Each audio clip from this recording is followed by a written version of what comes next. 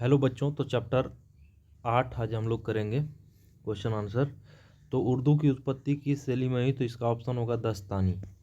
अगला है उर्दू का शाब्दिक अर्थ क्या है? तो ऑप्शन होगा दरबार। इब्राहिम सरहिंद को क्या कहते हैं? तो इसका ऑप्शन होगा हिंदीक। अकबर के नवरत्नों में से इनमें से कौन नहीं थे? तो अब्दुल रहीम खान खाना नहीं थे। तुलसीदास ने किस ग्रंथ की रचना की? तो रामचरितमानस की रचना की।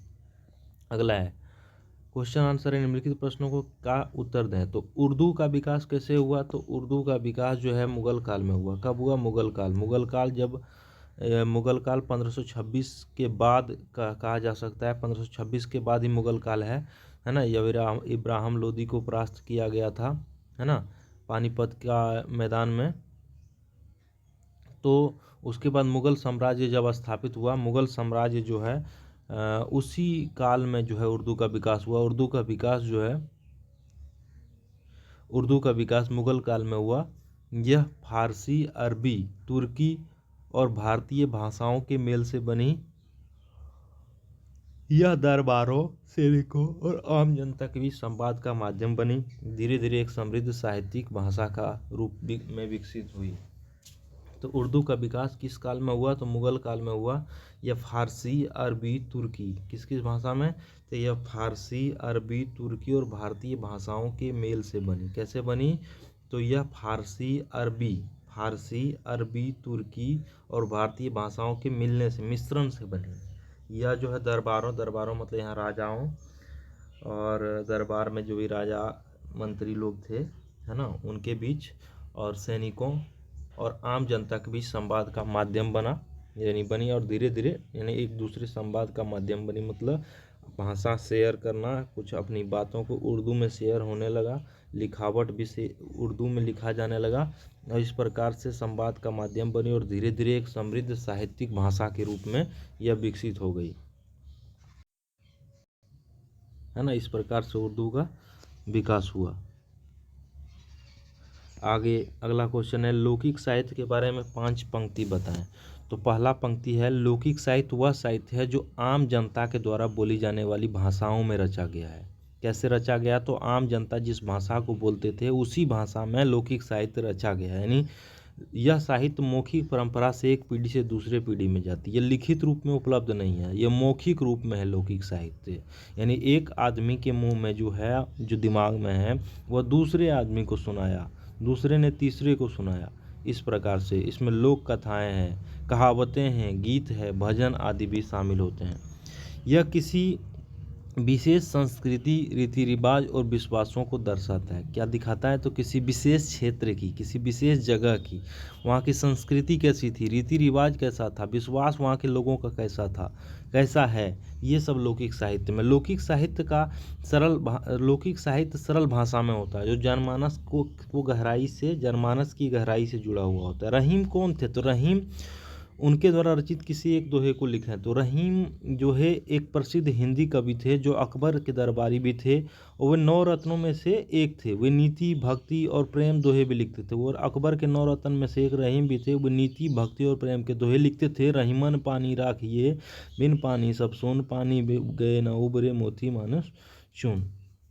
तो ये रहीम का एक दोहा है कि रहीमन पानी राखिए बिन पानी सब सोन, पानी गए ना उबरे मोती मानुष चून। तो ये रहीम द्वारा एक रचित दोहा है।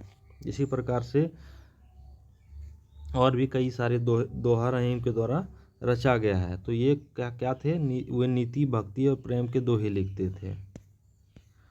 अब हमजानामा क्या है? हमजानामा एक ऐतिहासिक ग्रंथ है जिसमें पैगंबर हजरत, कौन? तो पैगंबर हजरत मोहम्मद के चचेरे भाई हजरत हमजा, कौन? हजरत हमजा की वीर गाथाओं को चित्र के माध्यम से दिखाया गया। किसका? तो हजरत हमजा, याद रखिएगा। उनके भाई, किनके भाई? तो पैगंबर हजरत मोहम्मद के चचेरे भाई हजरत हमजा की वीर गाथाओं को चित्र के माध्यम से दर्शाया गया है।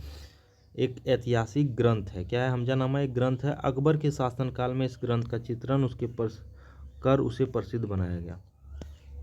पहाड़ी चित्रकला में किन किन विषयों को चित्र बनाई जाती थी? तो कृष्ण लीला और राधा कृष्ण की प्रेम कहानी। पहाड़ी चित्रकला में किन किन विषय का? तो कृष्ण लीला और राधा कृष्ण की प्रेम कहानी, रामायण और महाभारत जैसे धार्मिक ग्रंथों का दृश्य और प्राकृतिक के दृश्य जैसे पहाड़, नदियाँ, ऋतु परिवर्तन आदि बनाया जाता था। दरबारी जीवन, प्रेम प्रसंग, लोक जीवन, है ना, संगीत और नृत्य से जुड़ी ये सारा चीज़ का चित्र बनाया जाता था। ये पहाड़ी चित्र क्या क्या था? दरबारी, दरबार में राजा कैसे रहते हैं, उनके बीच में प्रेम प्रसंग, और लोक जीवन कैसा था उस समय राजतंत्र में, संगीत और नृत्य से जुड़ी गतिविधियाँ, प्राकृतिक दृश्य, पहाड़, पत्थर, ये सारा चीज़ का, पेड़ पौधा, जानवर, ये सब का चित्र, और रामायण महाभारत जैसे धार्मिक ग्रंथ, कृष्ण लीला, सबका प्रेम।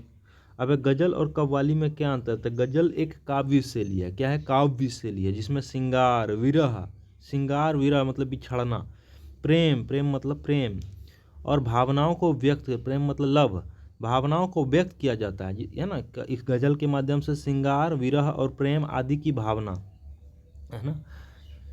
श्रृंगार मतलब कितनी सुंदरता से कोई सजा हुआ है या सजी हुई है, उसका वर्णन। विरह, कोई बिछड़ रहा है अपने प्रेमी से, उसका विरह, अपने पिता, अपने माता से विरह हो रहा है उसका, तो उसका काव्य शैली उसमें उसको व्यक्त किया गया है, ये सारा चीज़। जबकि कव्वाली एक संगीत शैली है, वो एक काव्य शैली, ये संगीत शैली जो सूफी भक्ति से जुड़ी होती है। जो सूफी भक्ति से, कव्वाली किससे जुड़ी है? सूफी भक्ति से जुड़ी हुई है। सूफी मतलब वही, जब हम लोग पढ़े थे सूफी संत के बारे में, तो सूफी भक्ति से, सूफी भक्ति संत और सूफी संत, सूफी भक्ति से जुड़ी हुई है। गजल आमतौर पर एक व्यक्ति द्वारा गाई जाती है, जबकि कव्वाली समूह में गाई जाती है। गजल कोई एक व्यक्ति गाता है जब जनरली आमतौर पर, लेकिन कव्वाली समूह में होता है।